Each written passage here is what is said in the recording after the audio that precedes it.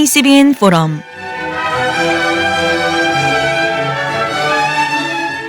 오늘 이 시간에는 뉴욕 서왕교회 최고센 목사님의 하나님의 주권과 자유의지의 관계, 이런 주제의 강좌를 전해드립니다.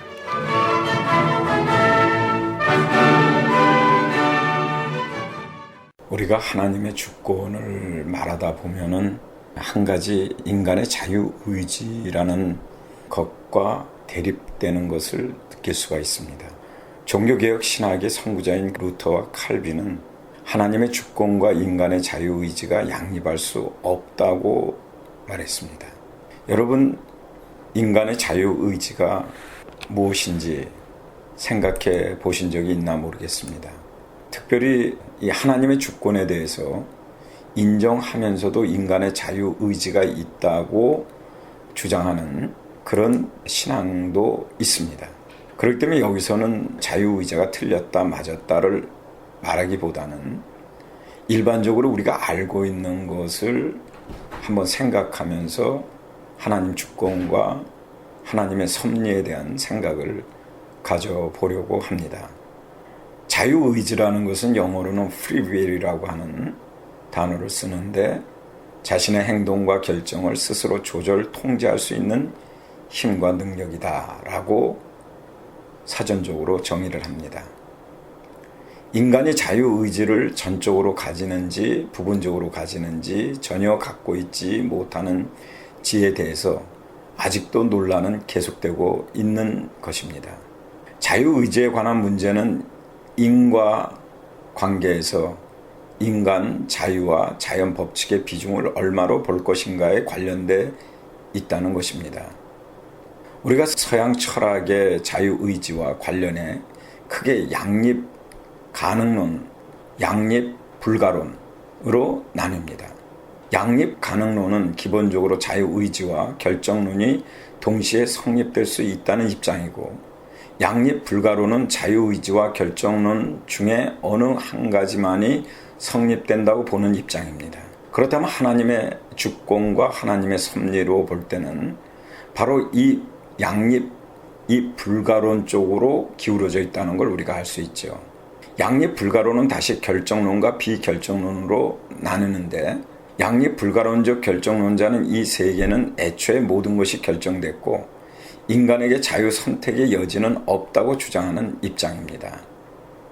자유의지에 관한 문제는 종교적이거나 윤리적이거나 과학적 합의를 품습니다. 예를 들면 종교 영역에서 자유의지를 주장하는 것은 전지전능한 신조차 인간에게 영향력을 행사할 수 없음을 의미합니다.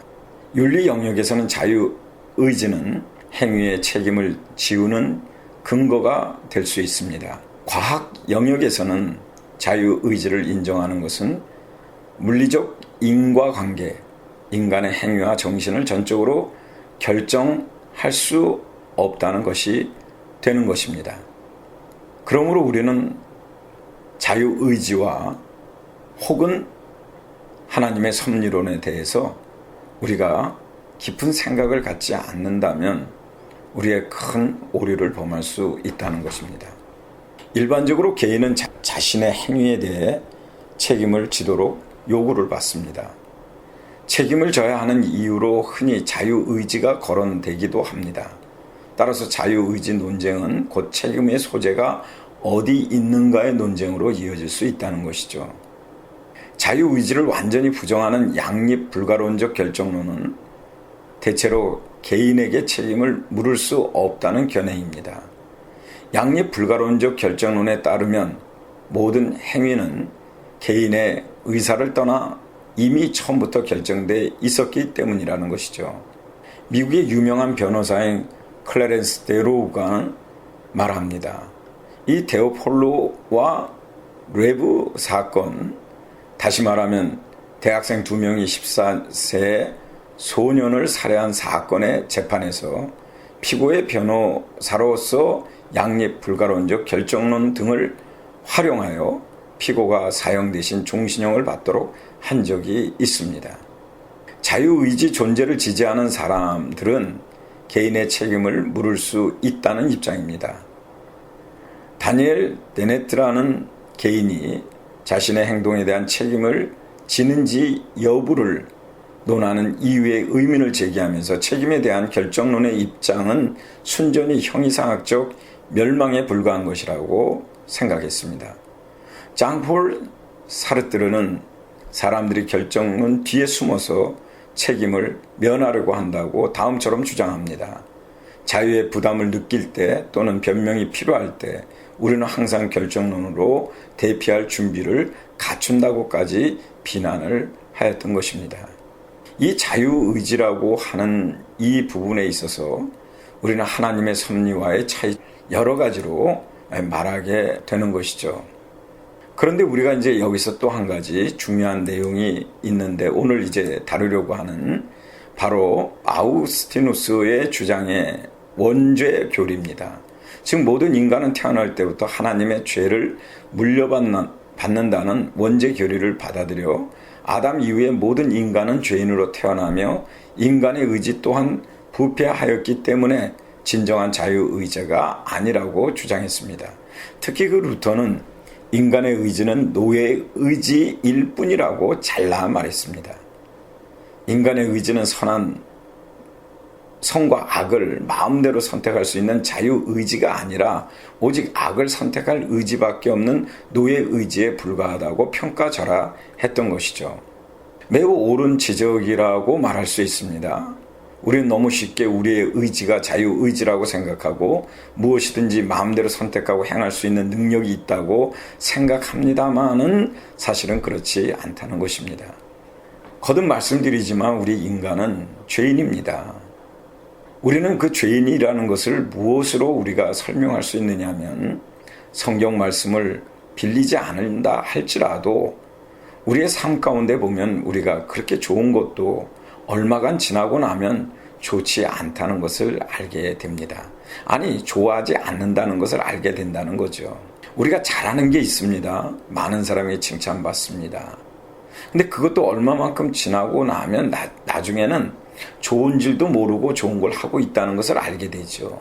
다시 말하면 이미 그것이 나의 형식화됐다고 하는 것을 발견할 수 있다는 것입니다. 조금만 생각해 보십시다. 공부하고 싶다고 해서 공부가 마음대로 됩니까? 담배를 피는 분들이 얘기하죠. 담배를 끊고 싶다고 해서 담배를 마음대로 끊어집니까? 내 의지대로 마음과 감정이 움직여집니까? 그렇지 않습니다. 우리가 아무리 선을 행했다고 발버둥을 쳐도 선을 행하기란 정말 어렵습니다. 설사 악을 행한다 하더라도 우리가 행하는 선을 깊이 들여다보면 하나의 선한 행동 속에 10가지 악이 섞여 있기 십상입니다. 어떻습니까? 여러분은 과연 그렇게 생각 안 하십니까? 선을 행하는 과정에서 자기도 모르게 악을 범하는 경우 또한 의외로 많다는 것이죠. 정말입니다. 루터가 말한 대로 인간의 의지는 죄의 지배를 받는 노예 의지에 불과하지 우리가 상상하는 자유의지가 아니라는 것이죠. 그렇기 때문에 우리는 하나님의 섭리를 얘기하면서 하나님의 주권을 말하면서 자유의지를 동시에 같이 논한다는 게 이것이 어렵다는 그런 의미가 되는 것입니다. 그렇지만 그럼에도 불구하고 인간의 의지가 아예 없는 것도 아닌 것 같습니다.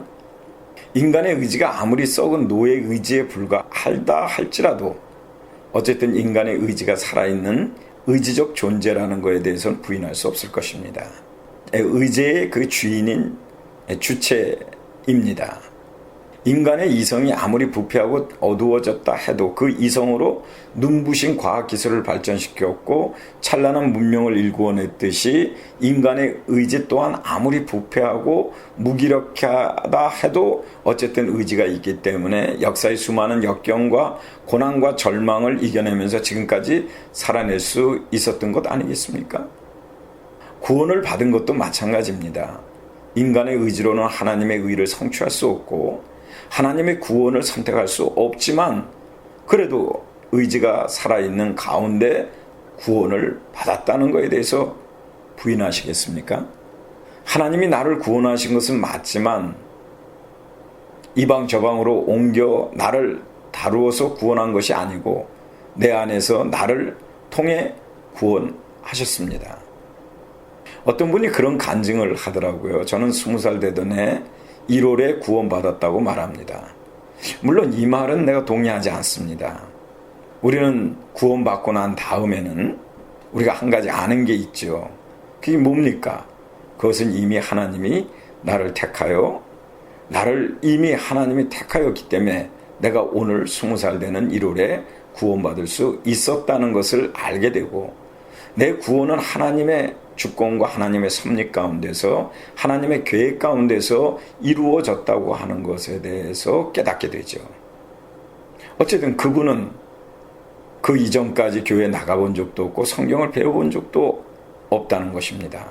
하나님에 대한 관심도 없었고 종교에 대한 관심도 전혀 없었다는 거죠. 참된 인간이 되고 싶다는 막연한 열망은 있었지만 인간이 어떠한 존재인지 알 수 없어 답답했을 뿐 종교적인 관심도 없었고 인생에 대한 깊은 회의나 절망 같은 것도 없었답니다. 그저 평범하게 대학 입시를 준비하는 학생이었고 대학을 들어가는 학생이었다. 그런 저에게 바로 위에 형이 신앙생활을 시작하더니 전도를 하기 시작했다는 것입니다. 하나님이 우주 만물을 창조하시고 사람을 창조하셨다. 그 하나님은 지금도 살아계셔서 우주 만물을 다스린다는 이야기를 중심으로 이런저런 하나님의 말씀을 설명하기 시작했습니다. 하지만 저는 신앙에 결사 반대했습니다. 젊은 청년이 자기 힘으로 인생을 살 생각을 해야지 있지도 않은 하나님께 매달리면서 도와달라고 기도하면서 그렇게 살면 되겠냐고 신랄하게 비판했었던 것입니다. 그런데 어느 때부터인지 제 안에 묘한 생각이 들었습니다. 세상에 형이 동생에게 거짓말을 하지 않을 것이 아닌가. 만일 형이 말한 것이 사실이라면 하나님이 천지 만물을 창조하시고 인간을 창조하신 것이 사실이고 그분이 지금도 세상을 다스리는 것이 사실이라면 마땅히 그분을 알아야 할 것이 아닐까? 이 세상을 만드신 분도 알지 못한 채 이 세상을 사는 것은 너무나 뻔뻔한 일이 아닐까 하는 묘한 생각이 들어왔습니다. 물론 이런 생각은 나를 전도하기 위한 형에게는 말하지 않았죠. 그러다가 어느 날 아침밥을 먹고 학교로 공부하러 가는 길에 형이 나가던 교회 대학부 회장을 만났습니다. 대학부 회장은 나를 보더니 대뜸 오늘 대학부 수련회를 떠나는데 같이 가자고 했습니다. 저는 잠시 망설이다가 형에게 묻고 형이 동의를 한다면 가겠다고 말하고는 곧바로 도서관 가는 걸 포기하고 집에 가서 형에게 자초지종을 말했더니 형이 같이 가자고 하면서 좋아했습니다. 이렇게 뜻하지 않게 대학부 수련회에 참여했습니다. 대학부 회원들도 모두가 낯설었고 예배도 낯설었고 찬양도 낯설었고 설교도 전혀 제가 낯선 그 분위기였습니다. 대학부를 지도하는 전도사님의 설교가 하나도 귀에 들어오지 않았습니다. 처음부터 끝까지 허무맹랑하게만 들렸습니다. 도무지 말이 되지 않는 헛소리라고 생각했죠. 밤이 되었습니다. 온 세상이 캄캄한데 무슨 일인지 다들 산중턱으로 올라가더니 나도 무작정 따라갔습니다. 어느 정도 올라가자 전도사님께서 한 사람씩 머리에 손을 얹고 기도를 해줬습니다. 제 머리에도 손을 얹고 기도했습니다. 그런데 아무런 느낌도 없었습니다. 전도사님의 손가락에 힘이 얼마나 센지 머리만 아팠습니다. 그렇게 안수기도가 끝나자 사람들이 주변으로 흩어져 저만 홀로 멍하니 남아 있었는데 조금 있으니까 여기저기 작은 기도 소리가 들렸습니다. 저도 혼자 멍하게 있기가 뭐해서 조그만 바위 밑으로 걸어가 앉았습니다. 그리고 기도라는 생각 없이 그냥 마음의 생각을 중얼거렸습니다. 하나님, 나도 참 웃깁니다.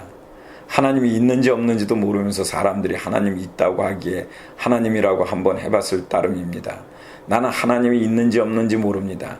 그런데 사람들은 하나님이 천지 만물을 창조했다고 말합니다. 사람도 만들고 지금 살아서 세상을 다스린다고 합니다.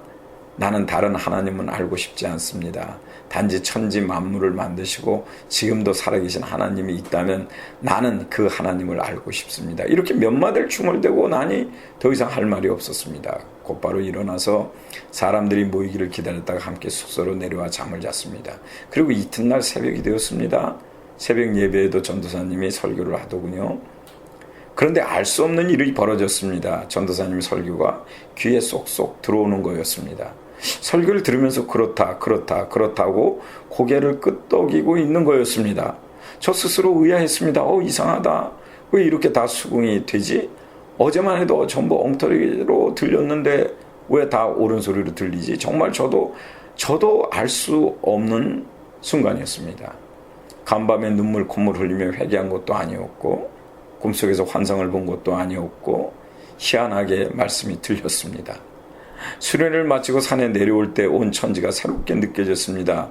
내가 마치 우주의 왕자라도 된 것 같은 느낌이 들었고요. 그리고 그 다음부터 주일부터 제 발로 교회 가서 하나님을 예배하기 시작했습니다. 이야기가 좀 길었죠. 여기서 제가 살피고자 하는 핵심은 이것입니다. 저는 사전에 성경을 배운 적도 없었고 믿음을 갖기 위해 노력한 적도 없었습니다. 단지 작은 의욕이 있었는데 온 세상을 지으신 참 하나님이 있다면 그분을 알고 싶다는 아주 작은 마음의 움직임이었습니다. 그리고 이 작은 마음의 움직임이 하나님을 알게 되는 결정적 계기가 되었다는 것이죠. 그러니까 제가 제 의지로 하나님을 믿었다고 할 수는 없습니다. 반대로 제 의지와 상관없이 믿었다고 할 수도 없다는 거죠. 저는 구원을 받을 때 하나의 물건이 아니었습니다. 꽂아놓은 보릿자루가 아니었습니다. 내 의지를 따라 행동하는 살아있는 인간이었다는 것이죠. 그러나 내가 믿은 것은 아닙니다. 묘하게도 믿어졌습니다. 어떻게 믿어졌는지 설명할 수 없지만 여하튼 믿어졌고 믿어져서 믿었습니다. 사실 제 경우만 그런 것이 아니죠. 사람마다 믿음에 이르는 과정이 다 다르고 경험도 다 다르고 체험도 다르고 모든 참된 믿음도 믿어져서 믿는 믿음입니다. 믿어져서 믿는 믿음이 하나님으로 말미암은 믿음이고 성경이 말하는 믿음이고 하나님 구원에 이르는 믿음이라고 생각합니다. 이렇게 간증을 들어보면 우리의 의지가 약간은 있다고 하는 것을 우리가 알게 됩니다. 그러나 그 의지를 넘어 또 들여다보면 결코 우리의 의지로 우리가 구원받을 수 없다는 것을 간증에서 들었듯이 역시 우리가 그런 생각을 가진 것도 나의 어떤 의지로서 가졌다고 하기보다는 내 안에 있는 의지할 수 있는 그 의지를 하나님이 사용하셨다고 하는 것을 우리가 깨달아야 된다는 거죠. 빌립보서 2장 13절에서 14절에 보면 너희 안에 행하시는 이는 하나님이시니 자기의 기쁘신 뜻을 위하여 너희로 소원을 두고 행하게 하시나니 모든 일을 원망과 시비가 없이 하라 라고 말씀하고 있습니다. 무슨 말씀이죠? 하나님은 항상 사람 안에서 행하시는데 하나님의 뜻을 강제로 기계적으로 밀고 나가는 게 아니라 우리 마음에 소원을 주어 자발적으로 행하게 하신다는 말씀인 것입니다. 예, 바로 이것이 하나님의 통치 방식입니다. 하나님은 인간의 자유의지를 통제하지 않으면서도 다스린다는 의미인 거죠. 다스림 없이 다스리십니다. 바람이 어디서 오며 어디로 가는지 알지 못하는 것처럼 성령의 역사도 어디서 와서 어디로 가는지 알 수 없는 방식으로 이루어진다고 요한복음 3장 8절에서 말씀하고 있습니다. 왜 그럴까요? 왜 사람이 성령의 역사를 알지 못하는 것일까요? 그 이유는 분명합니다. 그것은 바로 하나님은 영이시기 때문에 그렇고 하나님은 내 안에 계시고 나도 하나님 안에 있기 때문이라고도 말할 수 있습니다. 하나님과 나 사이에 경계가 있으면 서로 경계가 없기 때문입니다. 다시 말하면 하나님과 나 사이에는 경계가 있으면서도 경계가 없기 때문입니다.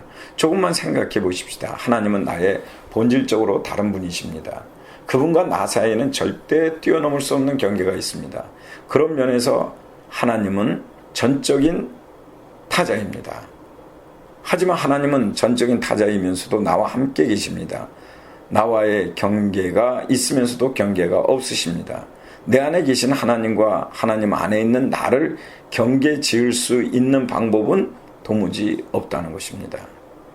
아무리 영적 분별력이 탁월한 사람이라도 내 안에 계신 하나님과 하나님 안에 있는 나를 경계 지을 수 없다는 것이죠. 그리고 하나님과 나 사이를 경계 지을 수 없기 때문에 하나님께서 나를 다스림 없이 다스릴 수 있는 것입니다. 인간의 자유의지를 통제하지 않으면서 통치할 수 있는 것이라는 의미죠. 그러나 여러분, 여기서 한 가지 우리가 오해하지 말아야 될 것은 하나님과 나 사이에 경계가 없다고 하는 것은 하나님의 전능하심일 것입니다. 그러나 경계가 있다고 하는 것은 뭐 때문에 경계가 있습니까? 하나님은 없으시지만 나에게는 있다는 거죠. 그게 뭡니까? 바로 죄라는 것입니다. 죄라는 건 하나님과 나 사이를 갈라놓는 장벽이라고 말할 수가 있어요. 이 장벽이 무너지면 우리 주님과 나는 하나 되는 것입니다. 이걸 우리는 성경에서 화목제라고 얘기하죠. 주님과 나가 화목해지고 화목하기 위해서 하나님께 예배를 드리면 온전히 하나님과 나 사이의 경계는 무너지게 된다고 하는 그런 말씀입니다. 바울은 로마서 8장에서 죄와 사망의 법을 뛰어넘는 생명의 성령의 법에 대해서 말하고 있습니다. 하나님이 세상을 구원하기 위해 어떻게 일하셨는지 방식을 우리에게 보여주고 있어요. 여기서 성령께서 하나님 뜻대로 성도를 위하여 강구하시는 방식으로 일하신다고 말씀하고 있죠. 그 이후에 하나님의 능력이 얼마나 탁월하신지를 말씀해 주시고 있어요. 하나님은 미리 아신 자들을 미리 정하시고 미리 정하신 자들을 부르시고 부르신 자를 의롭다 하시고 의롭다 하신 자를 영화롭게 하신다 라고 하는 로마서 8장 29절에서 30절 말씀은 성령께서 성도를 위하여 강구하는 방식, 하나님이 인간의 자유의지를 존중하는 방식으로 매우 겸허하게 일하신다고 했고, 뒤에서는 하나님의 절대 주권을 따라 하나님이 미리 아시고 정하신 대로 이후의 일들이 진행된다고 말씀하고 있습니다. 이처럼 앞뒤의 뉘앙스가 완전히 다른 이야기를 했습니다. 그리고 그 중간에는 하나님을 사랑하는 자, 곧 그 뜻대로 부르심을 입은 자들에게는 모든 것이 합력하여 선을 이룬다는 아주 절묘한 말씀을 하시고 있습니다. 이 말씀은 하나님께서 모든 사건이나 사태를 외면하거나 포기하지 아니하시고 끝까지 돕고 이끌으신다는 뜻이며, 인간의 자유의지로 인해 어떤 사태가 벌어지더라도 그 모든 일을 통해 결국 하나님은 선을 이루신다고 하는 말씀입니다. 다시 말하면 하나님의 구원으로 이끌어 가신다는 뜻이죠. 하나님의 뜻이 기계적인 방식으로 착착 진행되는 것이 아니라 유기적인 방식, 인격적인 방식으로 진행된다는 그런 의미가 됩니다. 하나님의 뜻이 인간의 자유의지를 짓밟으면서 일사천리로 진행되는 것이 아니라 인간의 자유의지와 부딪히면서 수많은 우여곡절을 통과한다는 뜻을 내포하고 있다는 것입니다. 바로 이것이 하나님의 통치 방식입니다.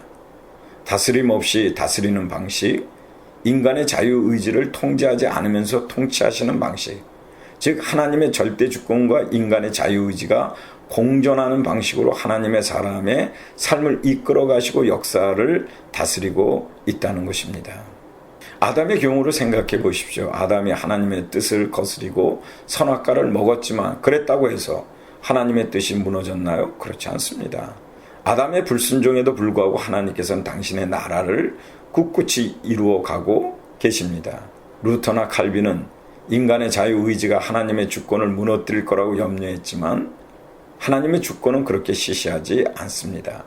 인간의 자유의지에 구멍이 뚫릴 만큼 그렇게 허접하지 않다는 것입니다. 하나님의 절대 주권은 인간의 자유의지를 넉넉히 품고도 남을 만큼 넓고 깊습니다. 하나님은 인간의 자유의지를 통제하지 않으면서도 통치하십니다. 다스림 없이 다스리고 있다는 것이죠. 물론 이것은 신비입니다. 인간의 자유의지를 통제하지 않으면서 통치하시는 것, 다스림 없이 다스리는 것, 하나님의 절대 주권과 인간의 자유의지를 양립시키면서 온 세상을 다스리는 것은 도무지 설명되지 않는 신비입니다. 바울은 이 신비를 달리 표현할 수가 없어서 모든 것이 합력하여 선을 이룬다고 표현했습니다. 또 이런 하나님의 지혜와 지식에 놀라 깊도다 하나님의 지혜와 지식에 풍성하며 그의 판단은 헤아리지 못할 것이며 그의 길은 찾지 못할 것이로다 라고 로마서 11장 33절에서 말씀하고 있습니다. 모든 것을 합력하여 선을 이루는 것이야말로 하나님의 진짜 실력이죠. 어찌 생각합니까? 하나님의 이 전능하신 능력, 여러분은 어떻게 생각하십니까? 하나님의 절대 주권의 참모습이라고 보아야 됩니다. 그러니까 구원의 신비를 단선적으로 좁게 이해하지 않고 있다는 거죠. 원인론적인 해석의 틀로 이해하지 않았어요. 원인론적인 해석과는 비교도 되지 않는 큰 틀로 해석을 했습니다. 다스림 없이 다스리는 하나님의 통치 방식, 인간의 자유의지를 통제하지 않으면서 통치하시는 하나님의 방식으로 인간을 구원하시고 역사를 이끌어 가신다고 해석했습니다. 이 해석의 틀을 통치론적 해석이라고 말할 수 있다는 거죠. 통치론적 해석은 원인론적 해석과 대비됩니다. 원인론적 해석을 하게 되면 하나님의 절대 주권과 인간의 자유의지가 대립하지만 통치론적 해석을 하게 되면 하나님의 절대 주권과 인간의 자유의지가 대립하지 않습니다. 왜냐하면 하나님의 절대 주권 하에서도 인간의 자유의지가 숨쉴 여지가 생기고 인간의 자유의지가 활개치는 가운데도 하나님의 뜻이 온전히 성취되는 게 가능해지는 것입니다. 하나님의 절대 주권과 인간의 자유의지가 절묘하게 조화를 이루며 양립할 수 있게 된다는 것입니다. 그런데 안타깝게도 그동안 많은 신학자와 그리스도인들은 원인론적 해석만을 고집하고 있습니다. 지금도 물론 그렇게 고집하는 분들이 많이 있습니다. 그 결과 하나님의 뜻을 좁고 편협하게 비틀고 왜곡했으며 인간의 책임성과 자유를 방기하는 오류를 범했습니다. 성도들의 인간성과 삶을 억압하고 하나님의 뜻을 아전 인수로 해석하고 자기 행위에 대한 책임을 하나님께 전가하고 하나님의 뜻을 내세워 자기 선택과 행동을 정당화하는 오류를 범했다고 말할 수 있다는 것입니다. 원인론적 해석에 갇히지 않기를 바랍니다. 원인론적 해석의 틀 속에 하나님을 가두지 않기를 바랍니다. 하나님은 인과론에서 틀 속에 갇혀 계시는 분이 아니라는 거죠. 우리가 말하는 인과론의 틀 속에 하나님이 우리가 거기다 가다 논다고 해서 가다 치는 분도 아니지만 하나님은 만유의 주로서 다스리지 않으면서도 다스리고 통제하지 않으면서도 통치하시는 전능하신 하나님이죠. 이것이 오직 하나님에게만 가능한 일이고 이것이 하나님의 주권이라고 표현할 수 있다는 거예요. 하나님의 주권은 너무나 광대하고 우리의 생각으로 다 헤아릴 수 없는 오묘함이 있기 때문에 자유의지조차도 하나님이 품을 수 있는 절대 주권을 가졌다는 것을 믿어야 됩니다. 그러므로 눈으로 세상 만사, 인생살이를 바라보고 또 이런 눈만 가지고 우리가 오늘날 산다면 하나님의 구원의 신비를 우리는 깨닫지 못할 것입니다. 분명히 삶의 지평이 놀랍게 확장되는 은총을 누린다면 우리는 하나님의 주권 사상과 하나님의 섭리에 관한 확실하고도 분명한 입장을 우리는 가져야 된다는 거죠. 하나님과 함께하는 자유의 축복을 마음껏 누릴 수 있기를 우리가 바라면서 마태복음 20장 16절의 말씀에 보면은 이와 같이 나중된 자로서 먼저 되고 먼저 된 자로서 나중되리라 하는 말씀이 있습니다. 오래 믿었다고 앞선 것이 아니고 늦게 믿었다고 뒤지는 것이 아니라는 그런 뜻이죠. 이 말씀을 받은 유대인들은 깜짝 놀랐습니다. 자신들은 조상 대대로 하나님을 믿었기 때문에 천국에서도 앞설 것이라고 자부했습니다. 그러나 예수님은 하나님의 백성이 되려면 하나님의 주권을 인정해야 함을 증거해 주신 것이죠. 천국의 비유를 보면 사실 그렇습니다. 포도원 주인은 품꾼을 구하기 위해서 아침 일찍 인력시장에 나가 일자를 구하는 일용직 품꾼을 한 데나리온을 주기로 하고 포도원에 들여보내서 일을 시킵니다. 그리고 오후 3시에 장터에 나가보니 놀고 서 있는 사람들이 있어 그에게도 포도원에 가서 일하면 상당한 돈을 주겠다고 그랬습니다. 제6시, 제9시, 심지어는 11시에도 노는 사람들을 포도원에 보냈습니다. 당시 유대 시간은 지금과 반대였죠. 아침 7시가 1시였고 그러니까 3시는 오전 9시고 6시는 정오이며 9시는 오후 3시고 11시는 오후 5시인 셈이라는 뜻입니다. 그러니까 11시에 온 사람은 1시간밖에 일하지도 않았는데, 그런데 일을 마치고 포도원 주인은 아침 일찍부터 온 사람부터 1시간밖에 일하지 않은 사람 모두에게 한 데나리온씩 품삯을 주고 말았습니다. 그때 아침에 온 사람이 항의를 합니다. 나중 온 이 사람들은 1시간밖에 일하지 아니하였거늘 그들을 종일 수고하며 더위를 견딘 우리와 같게 하였나이다. 이 원망과 항의는 오늘날도 이와 같은 경우가 된다면 마찬가지일 것입니다. 이것이 하나님의 관점과 인간의 관점이 다른 분명한 이유가 되는 것입니다. 예수님은 포도원 주인의 입장을 빌러 말씀하시죠. 친구요, 내가 내게 잘못한 것이 없노라. 내가 나와 한 데나리온에 약속하지 않았느냐. 내 것이나 가지고 가라. 나중에 온 이 사람에게 너와 같이 주는 것이 내 뜻이니라. 내 것 가지고 내 뜻대로 할 것이 아니냐. 내가 선함으로 내게 악하게 보이느냐, 악하게 보느냐. 이와 같이 나중된 자로서 먼저 되고 먼저 된 자로서 나중되느니라. 이 말씀을 통해서 구원은 하나님의 주권에 순종함으로 받는 것임을 알 수가 있습니다. 그리고 다른 사람과 비교하지 말아야 됩니다. 누가 더 잘 믿고 못 믿는가, 인간들이 따질 문제가 아니라는 것이죠.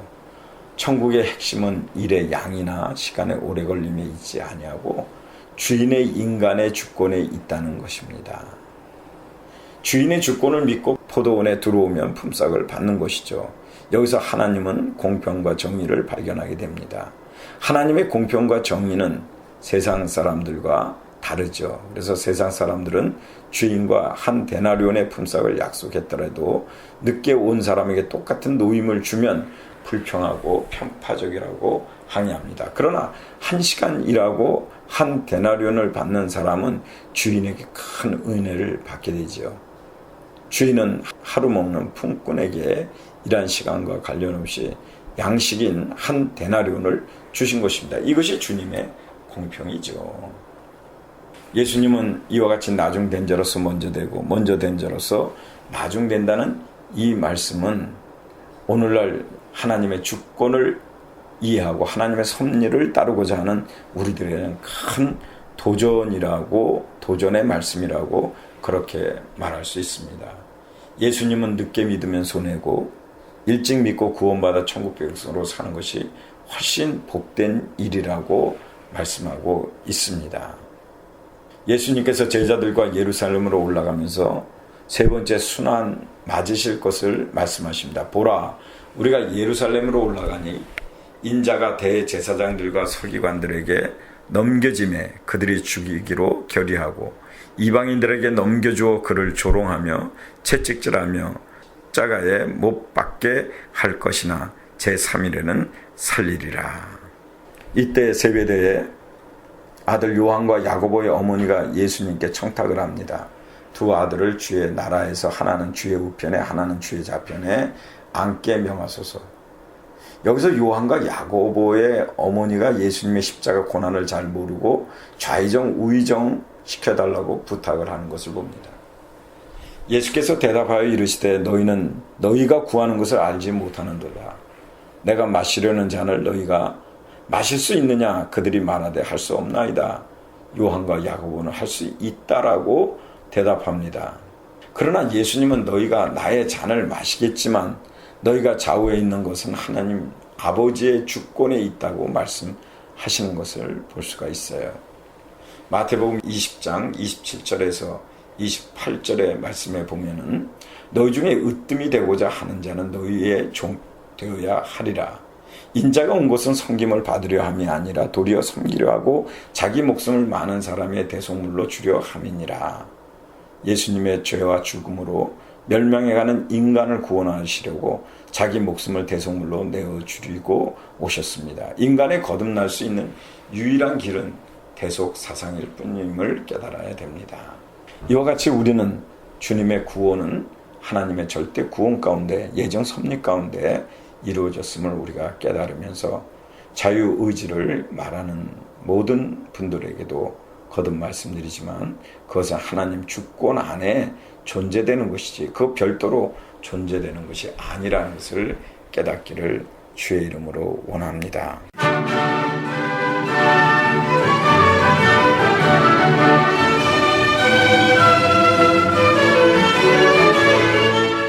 지금까지 뉴욕 서광교회 최고센 목사님의 하나님의 주권과 자유의지의 관계, 이런 주제의 강좌를 전해드렸습니다.